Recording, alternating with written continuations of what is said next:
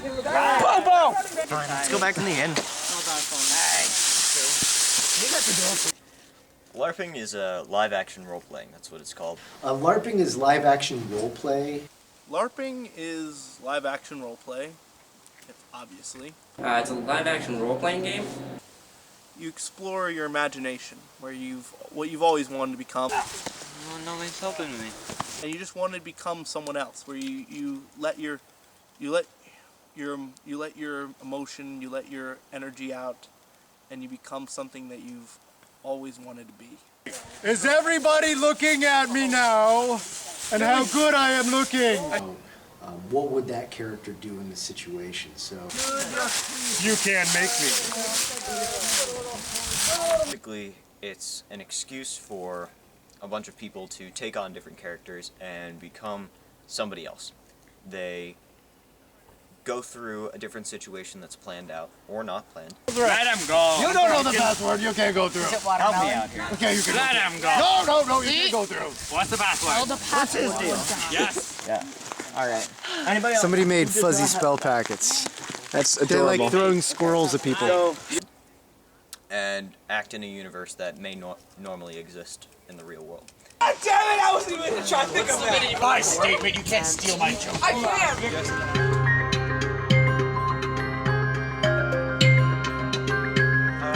I've always been a nerd.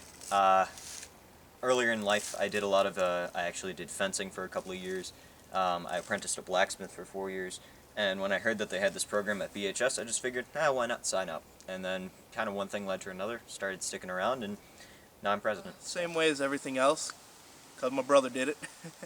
So it's always been something like that, and I've always had a fantasy for just doing that from video games, just becoming something else and wanting to be the hero or be the villain. You get to do whatever work what you got, and I enjoyed writing, so I wrote different plots for it. So that's what I think that's where I get it. I want to be a kayaker.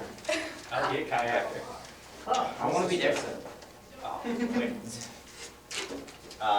You want to be a kayaker? Do we have? No. You want to be a kayaker? I'll be whatever. Something that's with a boat. Something. Or a kayak. I didn't get into it till I started working here at Bow. The club had already been built and in progress and pretty strong. And the teacher who had built it, Bob Jazokis, left to go to another school, and so I kind of inherited and adopted the club from him. I've been in LARPing for years. My brother actually got me into it in a different LARP. Good for it, girls. Huh? Well, you got a penny for me, maybe?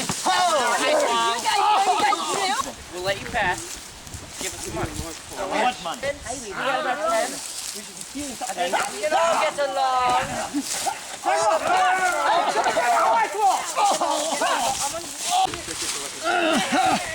Come here, step dog.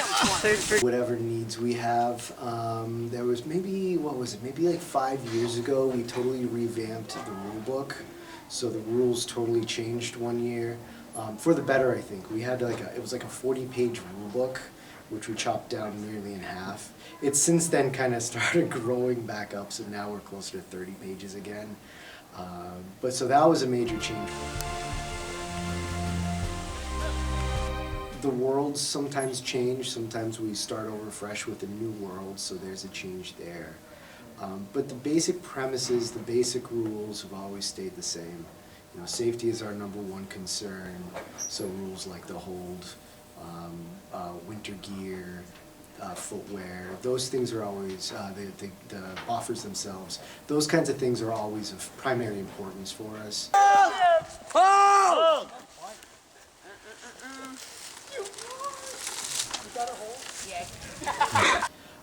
But from there, you know, the rules kind of tweak here and there, sometimes a major overhaul, sometimes the world is completely different.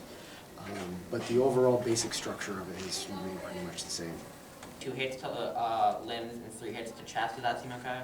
That's the spiders. Should I tone it down? I actually played this character, Zavher del Pozo. It's basically just my name, but he was just kind of a moral character. I got to kind of play around with the whole knight in shining armor kind of thing. And I don't know, it was a good time. Definitely pushed my limits in acting, so. I've really enjoyed all the characters I play. I always try to find some kind of funny little quirk about my characters to make it fun and exciting. You know, a lot of people like to play like dark and ominous and kind of a macabre sort of character. I've never tended towards that. I like playing the villain, for where I was like played the last werewolf, and then I got my head blown off. That's how the stories go. Villains always lose, or they win. I've always tended towards characters that are kind of a little bit off the wall, a little bit goofy.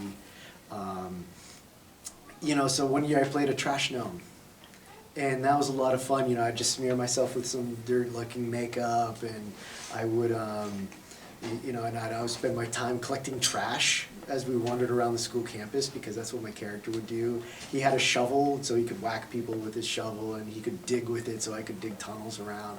He was a lot of fun.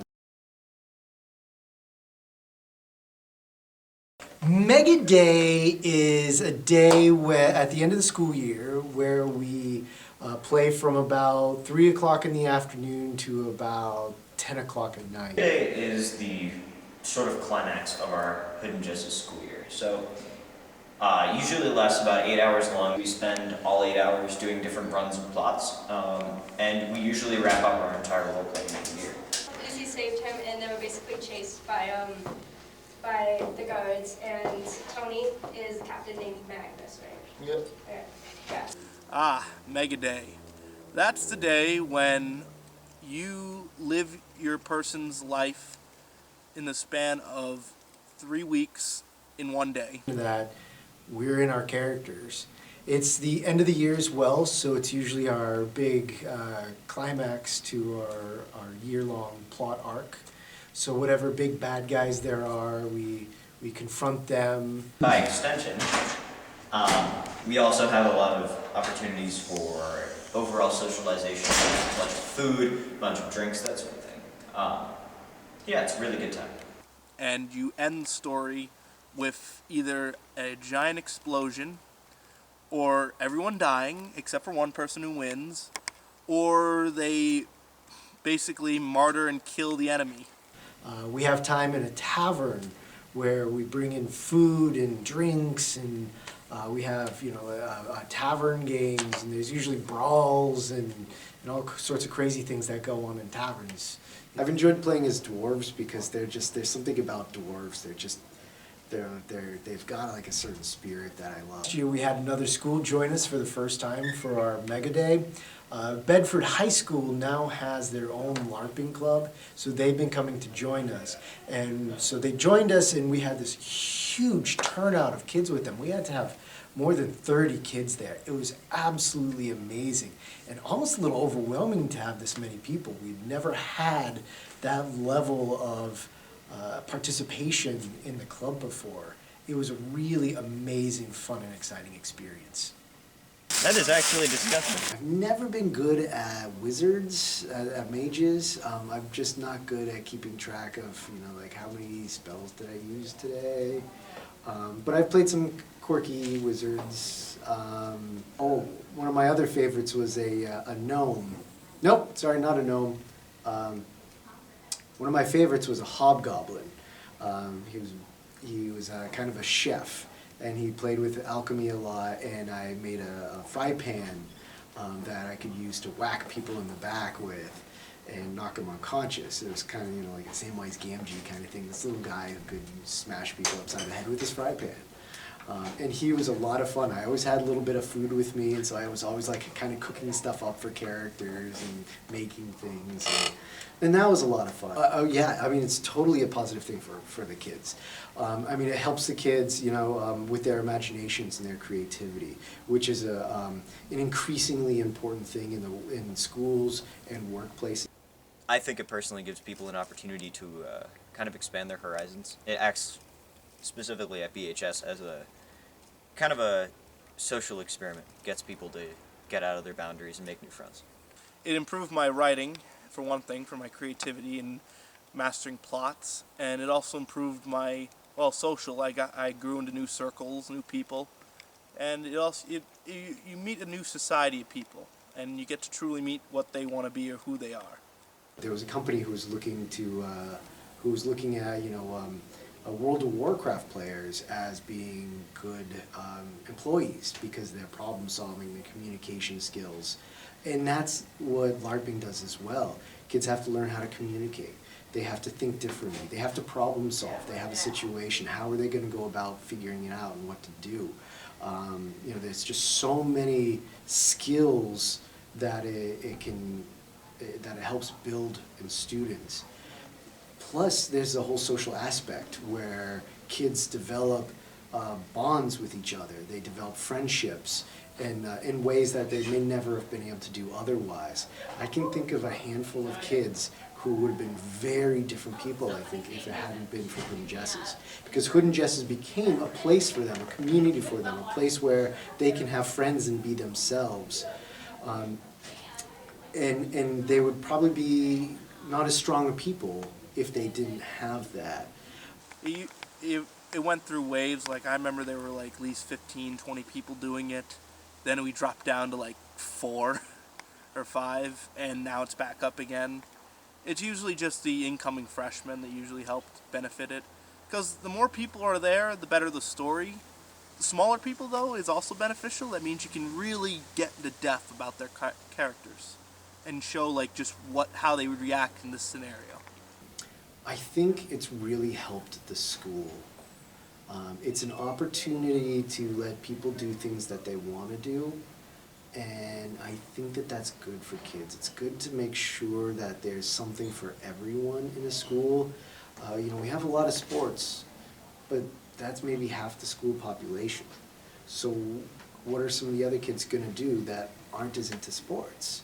They need something. Everybody needs something. And I think that this is a great thing to kind of help some kids enjoy high school and to find friends. The other thing I really like about it is that it's a difficult thing, I think, for a lot of kids to participate because it's admittedly very geeky, right?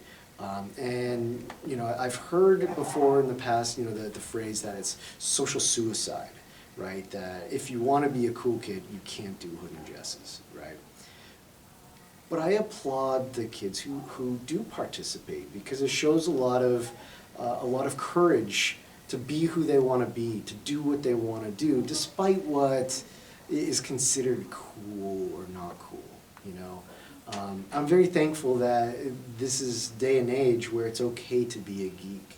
And I think that it helps the school and other students to realize that there's a lot more going on in the world than just sports, than just the band, than just whatever else they do.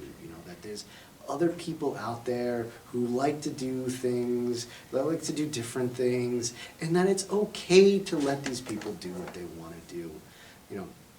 I don't see a lot of bullying going on around the school generally, but I very rarely have heard kids picking on other kids for doing Hood and Jess's because it is such an open thing. We're open. You want to come and join? Come and join. Come and try out. And a lot of kids in the school are really kind of genuinely fascinated by it. The other day in class, they're like, so what do you do there? How does it work? Because they're curious, and I think by having this club here, it allows people to know that there's other stuff out there, that it's okay to enjoy. 3, 2, 1, and